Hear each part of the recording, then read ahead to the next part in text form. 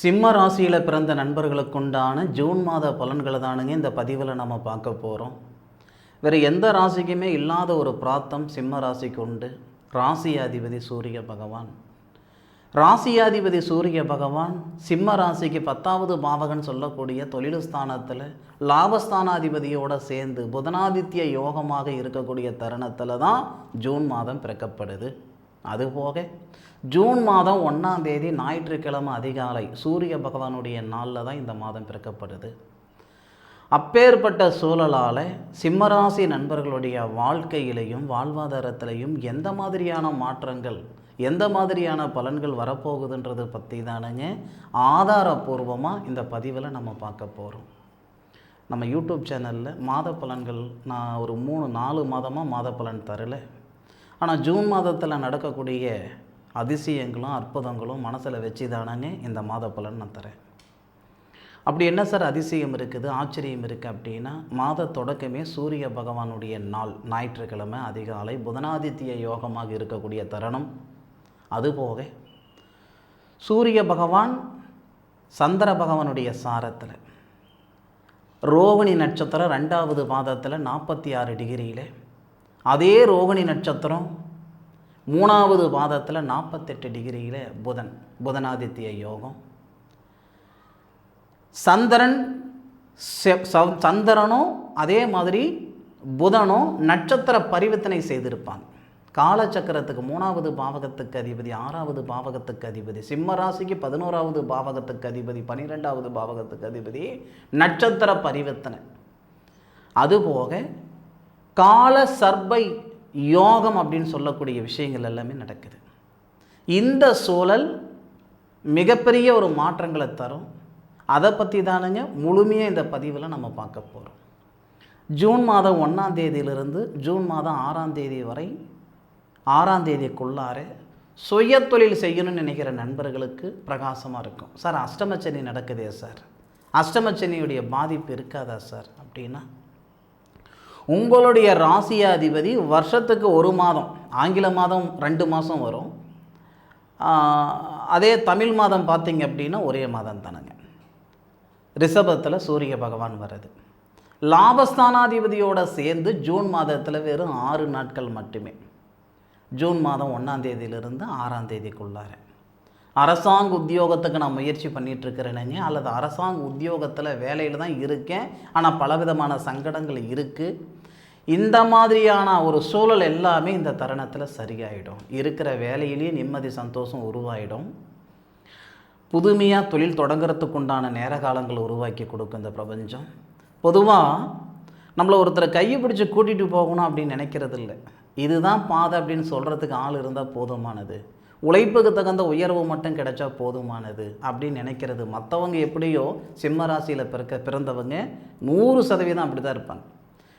என்னுடைய உழைப்புக்கு தகுந்த உயர்வு மட்டும் இருந்தால் போதும் சார் அப்படின்னு நினைக்கிறவங்க.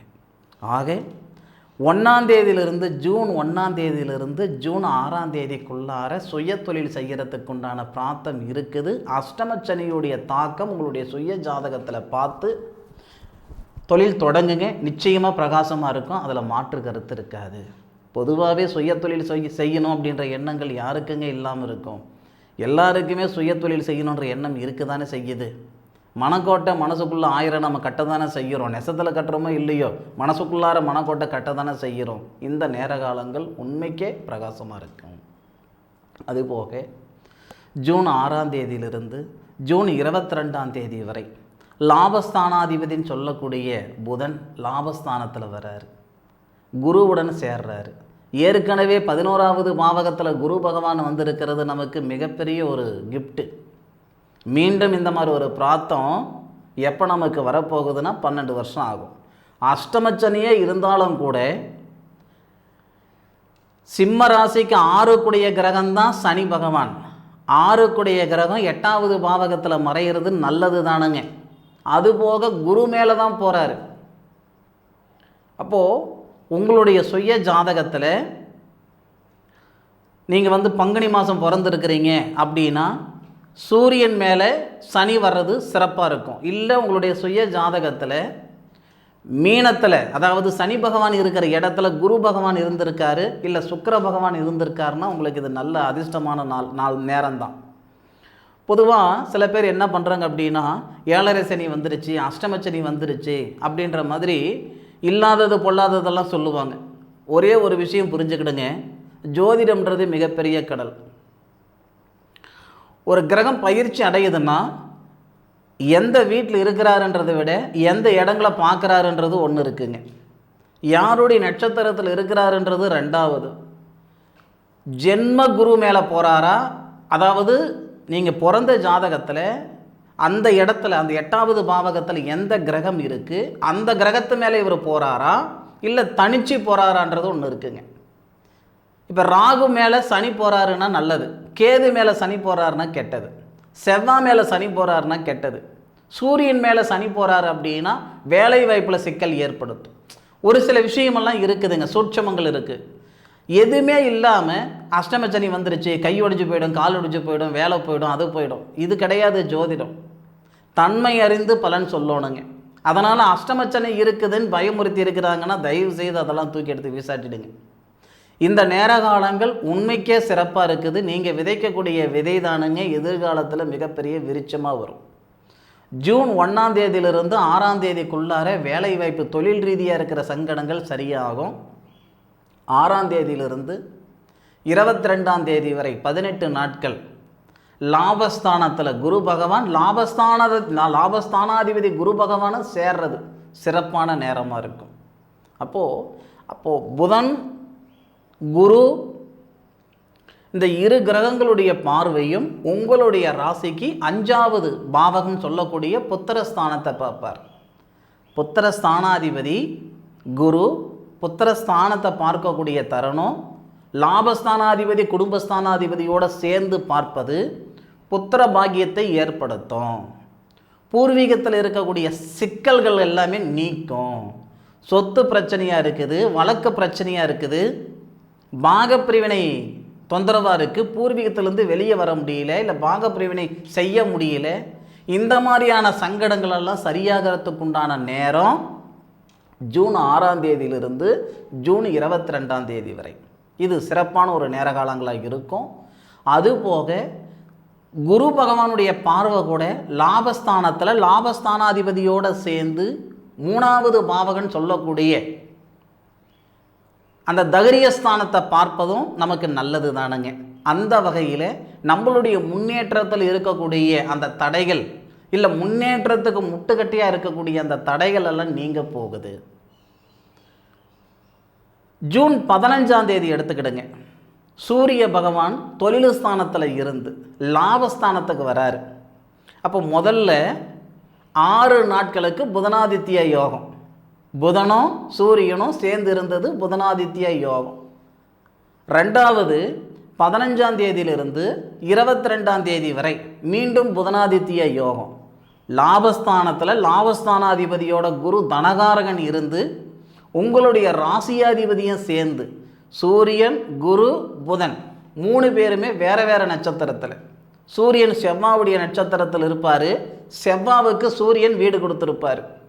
செவ்வாய் சுபஸ்தானாதிபதி சிம்மராசியில் பிறந்தவங்களுக்கு. பிதிருஸ்தானாதிபதி செவ்வாய், பிதிருஸ்தானாதிபதி பிதிருகாரகனுடைய வீட்டில் சூரியனுடைய வீட்டில் இருக்கையில் சூரியனுக்கு பிதிருஸ்தானாதிபதினு சொல்லக்கூடிய செவ்வாய் சாரம் கொடுத்துருப்பார். எப்போ சொல்கிறேனுங்க? 15ஆம் தேதி. அற்புதமான பரிவர்த்தனை இது. அப்போது அந்த செவ்வாவுடைய பார்வை சுபஸ்தானத்தில் படுவதால் சிம்மராசியில் பிறந்தவங்க இந்த அஷ்டமச்சனி நடக்குது இல்லையா, இந்த நேரத்தில் விரயம் ஏதாவது பண்ணணுன்ற எண்ணம் இருக்குதுன்னா கண்ணை மூடிட்டு 15ஆம் தேதிக்கு மேலே 22ஆம் தேதிக்குள்ளார ஒரு மண்மனைக்கு அட்வான்ஸ் கொடுங்க. நீங்கள் துணிஞ்சு கொடுங்க, தப்பு வராது. இல்லை வீடு வாசல் இருக்குது ஆல்ட்ரேஷன் பண்ணணும்னு நினைக்கிறேன், செய்யுங்க, தப்பில்லை. இல்லை வீடு வாசல் கட்ட போகிறேனுங்க, தயவு செய்து பண்ணுங்க. அசையும் சொத்து வாங்கினா நமக்கு வில்லங்கம், அசையாத சொத்து வாங்கினா நமக்கு சங்கடமே கிடையாது. இது கூட சுபஸ்தானாதிபதி உங்களுடைய ராசியில், சுபஸ்தானாதிபதி உங்களுடைய ராசியில் உங்கள் ராசிநாதன் சொல்லக்கூடிய சூரியனுக்கு சுபஸ்தானாதிபதி சாரம் கொடுத்துருப்பார். 15ஆம் தேதியிலிருந்து 22ஆம் தேதி வரை அருமையான நேர காலங்கள். சார், நான் வெளிநாடு போகணுன்ற எண்ணங்கள் இருக்குது சார், போக முடியுமா? முயற்சி பண்ணுங்கள். வெளிநாட்டில் தான் நான் இருக்கேன், எந்த வேலைக்காக நான் வந்தனோ அந்த வேலை கிடைக்காம கிடைக்கிற வேலையெல்லாம் பார்த்துட்ருக்குறேன் சார். உங்ககிட்ட சொல்கிறதுக்கு என்ன இருக்குது? ஏண்டா இருக்கோம், எதுக்குடா இருக்கோன்ற மனநிலையில் நான் இருந்துக்கிட்டு இருக்கிறேன்னு சொல்லக்கூடிய சிம்ம ராசியில் பிறந்தவங்க நிறைய பேர் இருக்க தானே செய்கிறீங்க. ஒன்றே ஒன்று சொல்கிறேனுங்க, யாரோ பிழைக்கிறதுக்கு நீங்கள் கஷ்டப்பட்டுக்கிட்டு இருக்கிறீங்க. இந்த நேரம்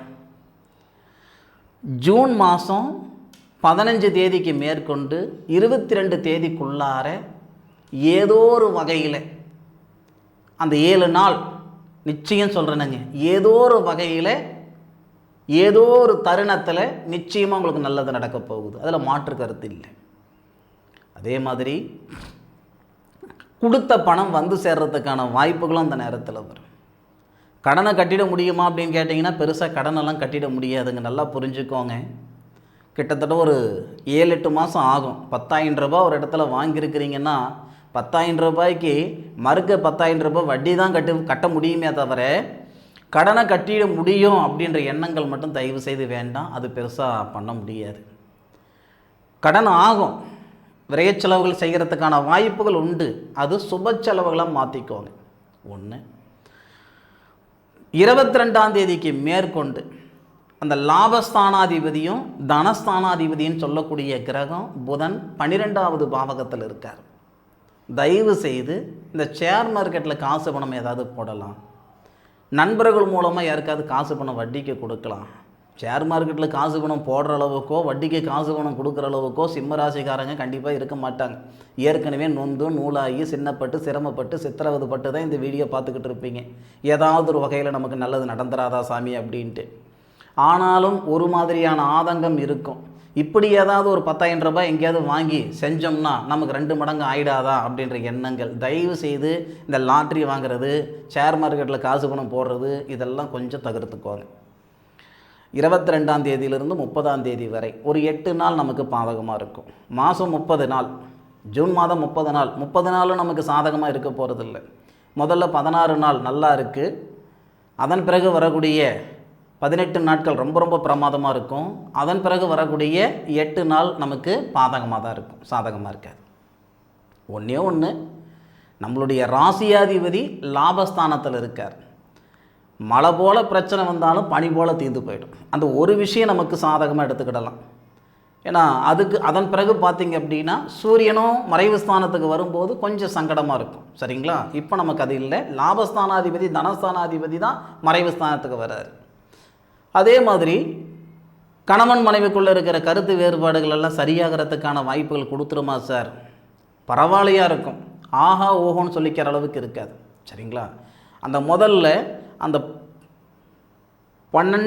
6ஆம் தேதியிலிருந்து இந்த 22ஆம் தேதி வரை சொன்னோம் பாருங்கள்.